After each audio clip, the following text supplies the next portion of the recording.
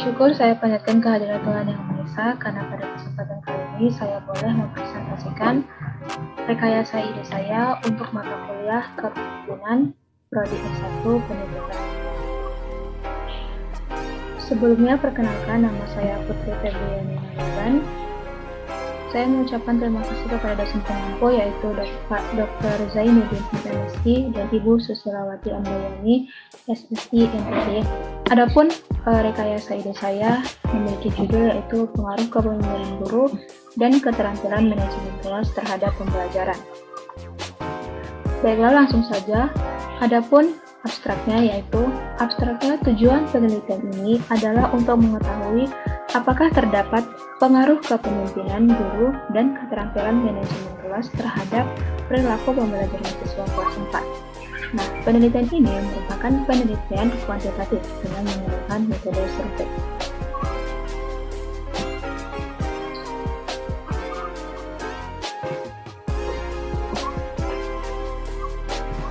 Adapun daftar isinya, abstrak dimulai dari halaman nomor 2, kata pengantar dimulai halaman 4, daftar isi halaman nomor 5, dan seterusnya.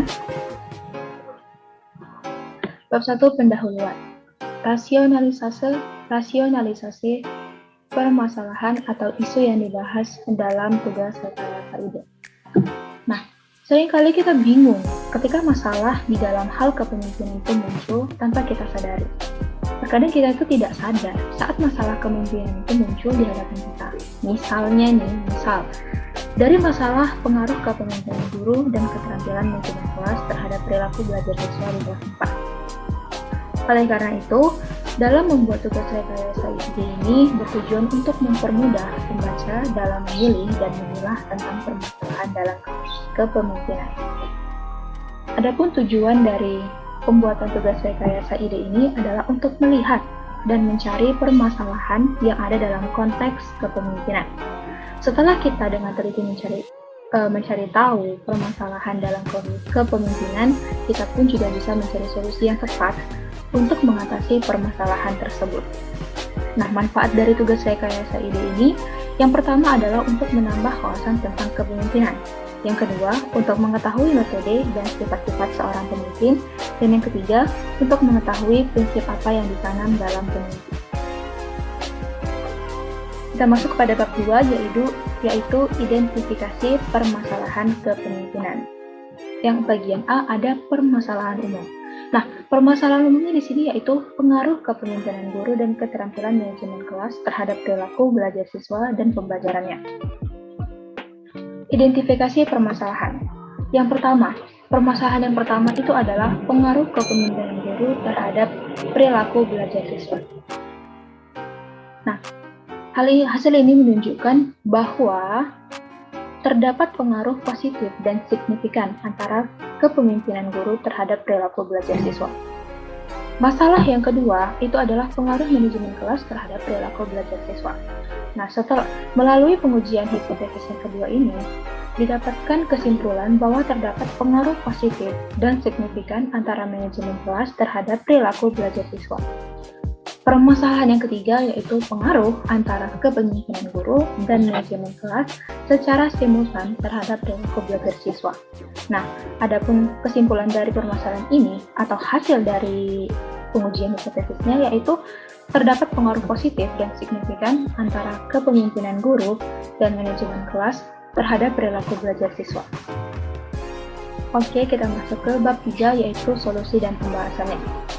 Yang pertama, bagian A, pengaruh kepemimpinan guru terhadap perilaku belajar siswa. Nah, sebelumnya kita akan membahas tentang definisi kepemimpinan dulu. Di sini saya ada membuat beberapa definisi kepemimpinan menurut beberapa ahli. Yang pertama itu ada Priyansa, tahun 2014. Kepemimpinan merupakan kemampuan untuk memengaruhi kelompok menuju pencapaian sasaran. Yang kedua ada menurut Hairunisa di tahun 2016. Beliau memberikan pendapatnya bahwa kepemimpinan adalah suatu kegiatan atau tindakan seseorang yang mempunyai kemampuan untuk memengaruhi perilaku seseorang dengan menggunakan kekuasaan. Yang ketiga ada menurut Nasution. Nah, beliau ini memberikan pendapatnya bahwa kepemimpinan itu merupakan kemampuan untuk menggerakkan, untuk mempengaruhi, memotivasi, mengajak, mengarahkan, menasehati, membimbing, atau bahkan menghukum jika diperlukan, serta membina dengan maksud untuk mencapai tujuan administrasi secara efektif dan juga efisien.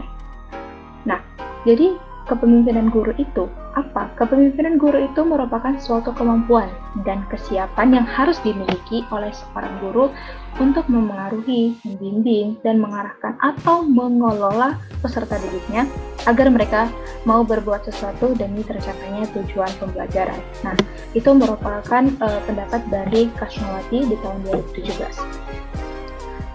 Nah, sementara menurut Susanto di tahun 2017 juga menjelaskan bahwa kepemimpinan guru ini merupakan tindakan dari seorang guru dalam menjalankan fungsi dan perannya sebagai pendidik, dengan berfokus pada pengembangan individu, baik dirinya sebagai orang yang dewasa yang mempengaruhi melalui kegiatan mendidik dan juga mengajar, juga berfokus kepada siswanya. Bagian yang kedua, setelah definisi kepemimpinan, kita masuk ke ruang lingkup kepemimpinan guru. Model kepemimpinan guru di kelas menurut Jennings tahun 1926, ada 5 model kepemimpinan yang secara luas dikenal keberadaannya. Yang pertama, itu adalah model demokratis. Nah, pada model ini, seorang guru itu memiliki model pemimpin yang demokratis, yaitu selalu menyadari bahwa dirinya merupakan bagian dari kelompoknya. Model pemimpin ini berlandaskan pada pemikiran bahwa aktivitas di dalam organisasi itu dapat berjalan lancar dan dapat mencapai tujuannya yang telah ditetapkan sebelumnya apabila dalam berbagai masalah yang timbul diputuskan solusinya secara bersama-sama. Yang kedua ada model karismatik. Nah, kepemimpinan yang memiliki kekuasaan yang kuat dan tetap serta dipercayai oleh anggota-anggotanya atau katakanlah pengikutnya. Kemampuan mempengaruhi orang lain dengan mendaya gunakan keistimewaan atau kelebihan dalam sifat atau aspek kepribadian pemimpin, sehingga menimbulkan rasa segan, rasa hormat juga, dan kepatuhan yang tinggi dari para pengikutnya. Ketiga ada model laissez-faire. Nih, oke. Nah, model kepemimpinan ini pada dasarnya berpandangan bahwa anggota itu mampu mandiri dalam membuat keputusan atau mampu mengurus dirinya sendiri. Dengan sedikit mungkin ditambahkannya ada pengarahan atau pemberian petunjuk untuk merealisasikan tugas pokok masing-masing sebagai bagian dari tugas pokok dari organisasi ini. Yang keempat itu ada model otokratik. Model kepemimpinan ini menghimpun sejumlah perilaku atau gaya kepemimpinan yang bersifat terpusat, terfokus, ada sentralistiknya pada pemimpin sebagai satu-satunya pemimpin, sebagai penguasa, sebagai pengendali anggota organisasi, dan juga pengendali kegiatan dalam organisasi itu dalam usaha mencapai tujuan organisasi.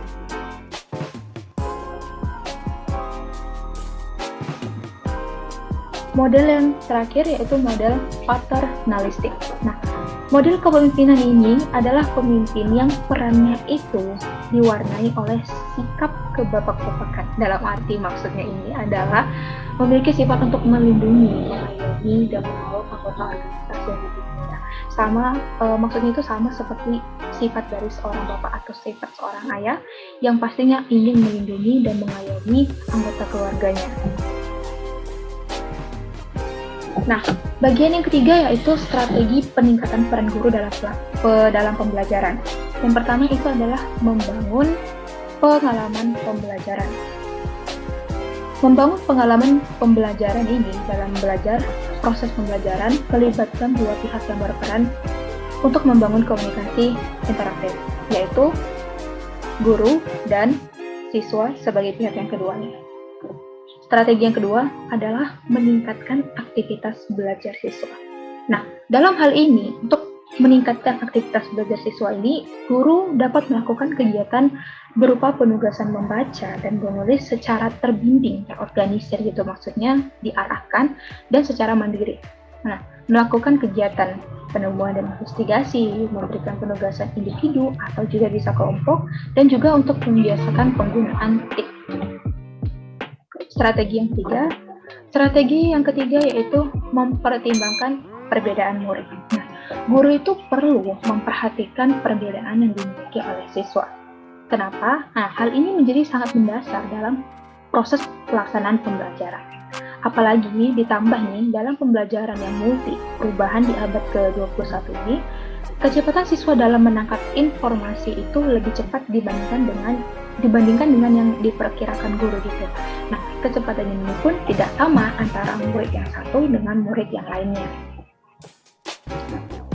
Sehingga perlu dipertimbangkan adanya perbedaan antara murid. Ada murid yang pandai dalam menangkap dan mencerna pembelajaran yang diberikan, tapi ada juga, tidak sedikit juga, beberapa murid atau siswa itu yang slow, responnya itu masih slow, masih lambat. Strategi selanjutnya yaitu meningkatkan kualitas diri. Nah, guru ini dalam meningkatkan kualitas dirinya itu bisa dilakukan dengan dua hal. Yang pertama, meningkatkan kualitas akademis. Peningkatan kualitas guru melalui peningkatan kualitas akademis ini bisa dilakukan guru dengan mengikuti pendidikan akademis secara formal di perguruan tinggi dan mengikuti pendidikan akademis yang formal, baik dalam bentuk kelas ataupun workshop. Baru setelahnya adalah meningkatkan kualitas kompetensinya. Nah, untuk peningkatan kualitas kompetensi ini, guru itu diatur dengan meningkatkan 4 kompetensi guru. 4 kompetensi guru tersebut sudah lama dikatakan melalui regulasi. Nah, 4 kompetensi itu terdiri dari kompetensi pedagogik, kepribadian, sosial, dan profesional. Nah, setiap kompetensinya itu perlu dipahami dan juga dimaknai dan dilakukan oleh guru secara komprehensif agar terjadi peningkatan kualitas guru sehingga dia bisa dijadikan panutan bagi siswa dalam proses pembelajaran belajar mengajar. Strategi selanjutnya yaitu membangun hubungan emosional dengan siswa. Yang pertama itu dengan saling keterbukaan, adanya saling terbuka. Nah, hubungan yang saling terbuka ini adalah hubungan yang bisa membuka jarak antara guru dengan siswa. Guru menjadi orang tua, bisa juga menjadi teman berpikir, dan sahabat bagi siswa. Nah, dengan demikian, guru memiliki sikap terbuka untuk dikritik atau diberikan saran. Nah, hubungan ini juga dapat meningkatkan kreativitas dan sikap spontanitas siswa. Yang kedua, perkuat jaringan spiritual. Hubungan spiritual ini adalah hubungan antara umat dengan Sang Maha Pencipta. Dalam hubungan ini terjadi hubungan 3 sisi, yaitu sisi pertama adalah guru, siswa dengan Sang Pencipta. Maka guru melakukan kegiatan mendoakan siswa. Oke, selanjutnya itu ada bagian B, pengaruh manajemen kelas terhadap perilaku belajar siswa. Oke, kita kembali lagi seperti bagian pertama. Sebelum memasuki bagian B ini, kita perlu mengenal atau kita perlu mengetahui apa itu manajemen kelas. Nah, di sini saya membuat beberapa definisinya menurut beberapa ahli mengenai manajemen kelas. Yang pertama ada Priyansa di tahun 2014. Beliau memberikan pendapatnya bahwa manajemen kelas itu merupakan usaha sadar untuk merencanakan, mengorganisasikan, mengaktualisasikan, dan melaksanakan pengawasan terhadap program dan kegiatan yang ada di kelas, sehingga proses pembelajaran dapat berlangsung secara sistematis, efektif, dan efisien. Selanjutnya ada menurut Jabidi di tahun 2016. Nah, menurut Jabidi ini, manajemen kelas merupakan kegiatan yang dilakukan guru secara sengaja, yang meliputi kegiatan merencanakan, mengorganisasikan, mengaktualisasikan, dan pengawasan terhadap kegiatan pembelajaran sehingga terciptanya kondisi pembelajaran yang optimal. Selanjutnya ada minggu Kusworo di tahun 2018. Nah, manajemen kelas ini merupakan upaya yang dilakukan oleh guru, meliputi perencanaan, pengaturan, dan pengoptimalan atau pemaksimalan sumber belajar, serta sarana yang mendukung kegiatan pembelajaran. Nah, berdasarkan pendapat yang telah diuraikan sebelumnya, maka kita bisa menyimpulkan bahwa manajemen kelas ini merupakan keterampilan guru yang dilakukan secara sadar guna menciptakan kondisi pembelajaran yang efektif. Adapun ruang lingkup manajemen kelas, yang pertama itu ada pengaturan peserta didik. Pengaturan peserta didik yaitu kegiatan yang mengatur dan menempatkan peserta didik atau siswa dalam kelas sesuai dengan potensi intelektual dan perkembangan emosionalnya. Bagian B-nya, pengaturan fasilitas. Nah, hal ini bertujuan untuk meningkatkan efektivitas belajar siswa, sehingga bisa menimbulkan rasa tenang, nyaman, aman, dan juga senang ketika mengikuti kegiatan pembelajaran. Nah, untuk strategi manajemen kelas nih, ada 4 strategi yang bisa dijadikan pedoman untuk manajemen kelas, untuk memanage kelas nih.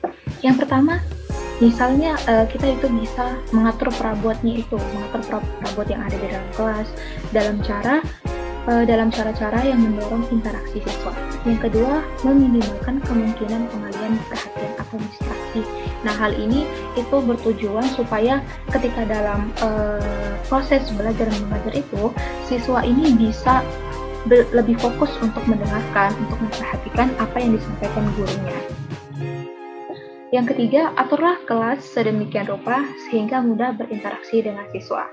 Yang keempat, kenali lokasi-lokasi yang mempermudah pemanfaatan perilaku siswa.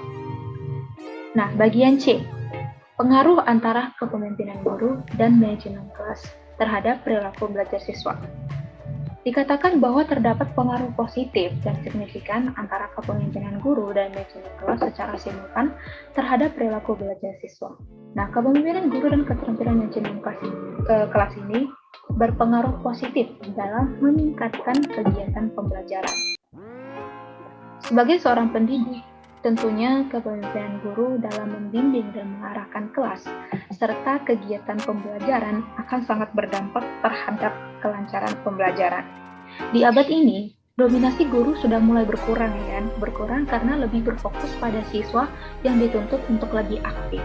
Nah, kegiatan pembelajaran di sekolah merupakan interaksi dua arah ya, yaitu interaksi antara guru dan siswa atau interaksi antara si siswanya dengan siswanya sendiri gitu, antara siswa. Nah, melalui interaksi tersebut akan terlihat respon dan perilaku siswa dalam menerima pembelajaran. Nah, adapun indikator kepemimpinan guru itu, yang pertama, kepemimpinan memengaruhi kemampuan menggerakkan, kemampuan mendidik, dan kemampuan berkomunikasi. Untuk keterampilan manajemen kelas mencakup antara lain, yang pertama, keterampilan bertanya, keterampilan memberi penguatan, keterampilan mengadakan variasi, keterampilan menjelaskan, keterampilan membuka dan menutup pembelajaran, keterampilan membimbing kelompok kecil, keterampilan mengelola kelas, dan yang terakhir, keterampilan untuk mengajar kelompok kecil atau perseorangan. Oke, kita sudah sampai pada bab terakhir, bab penutup. Nah, di sini ada kesimpulan dan rekomendasinya. Nah, kesimpulan yang bisa saya buat yaitu adalah kepemimpinan guru memiliki pengaruh secara positif dan signifikan terhadap perilaku belajar siswa. Manajemen kelas juga memiliki pengaruh secara positif dan signifikan terhadap perilaku belajar siswa. Nah, kepemimpinan guru dan keterampilan manajemen kelas ini tentu berpengaruh besar terhadap kesuksesan pembelajaran yang berkesan bagi peserta didik. Nah, kedua hal ini tidak bisa dipisahkan karena memang memiliki hubungan yang erat dalam meningkatkan kualitas pembelajaran siswa. Nah, adapun rekomendasi. Nah, dengan selesainya tugas rekayasa ide ini, adapun rekomendasi yang sekiranya bisa bermanfaat bagi pihak-pihak kedepannya. Yang pertama yaitu sebagai seorang tenaga pendidik, maka seorang guru diharapkan mampu memimpin kelas dan siswa yang ada di bawah pimpinannya. Yang kedua, berhubungan dengan kepemimpinan guru. Nah, keterampilan manajemen kelas ini juga perlu diperhatikan seorang guru, perlu dipertimbangkan gitu. Kenapa? Karena hal ini juga memiliki tujuan yang positif, yaitu untuk bisa memberikan suasana pembelajaran yang nyaman bagi peserta didik, sehingga peserta didiknya pun bisa fokus dalam mendengarkan atau dalam mengikuti kegiatan pembelajaran di kelas. Dan yang ketiga, rekomendasinya yaitu memaksimalkan prasarana dan sarana kelas yang bisa menunjang kegiatan pembelajaran. Nah, adapun hal ini saya kutip melalui jurnal, yaitu jurnal